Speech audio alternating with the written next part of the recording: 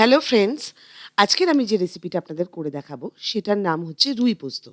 রুই পোস্ত খেতে খুবই ভালো লাগে, গরম ভাতের সাথে এটা ভীষণ ভালো লাগে।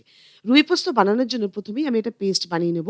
আমি মিক্সির জারের মধ্যে দিলাম বেশ কটা কাঁচা লঙ্কা, খানিকটা পোস্ত 3 টেবিল স্পুন মতন আছে, আর এর মধ্যে দিচ্ছি আমি ছাড়িয়ে রাখা নারকোল।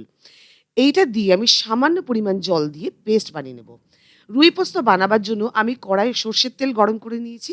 এবার এই তেলের মধ্যে, গরম হয়ে যাওয়া তেলের মধ্যে আমি অ্যাড করলাম হলুদ আর নুন।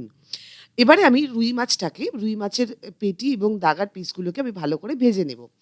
আপনারা যদি মনে করেন তেলের মধ্যে নুন হলুদ দেবেন না, তাহলে আপনারা মাছের মধ্যেও লাগিয়ে নিতে পারেন। এফেক্ট দুটোরই সেম হয়। মাছগুলো এপিট ওপিট করে ভালো করে ভেজে তুলে নেওয়ার পরে ওই একই তেলের মধ্যে আমি অ্যাড করলাম কালো জিরে। কালো জিরেটা ফুটে যাওয়ার পরে আমি যে পেস্টটা বানিয়েছিলাম কাঁচা লঙ্কা, পোস্ত আর নারকোল দিয়ে, সেই পেস্টটাকে আমি অ্যাড করে দিলাম।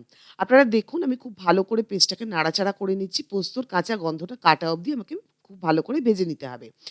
এমন করে ভাজবেন যেন নারকোল থেকে তেলের গন্ধটা না বেরোয়। এবার ওর মধ্যে আমি দিয়ে দিলাম সামান্য পরিমাণে হলুদ গুঁড়ো, নুন।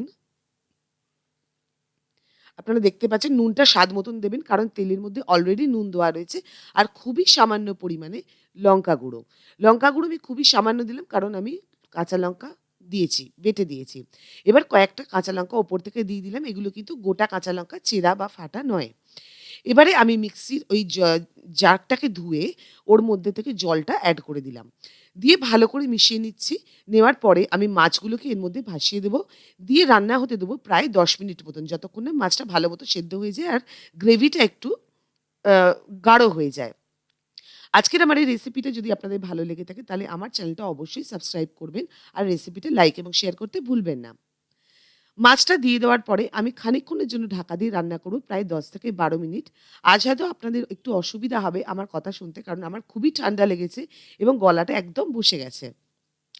আপনারা দেখতে পাচ্ছেন আমার রুই পোস্ত একদম রেডি, গরম, গরম ভাতের সাথে খাওয়ার জন্য। এটা রুটি বা পরোটা দিয়ে অতটা ভালো যায় না, ভাতের সাথে ভালো যায়। আজকের পর্যন্ত এইটুকুই থাক। আবার দেখা হবে নতুন একটা রেসিপি।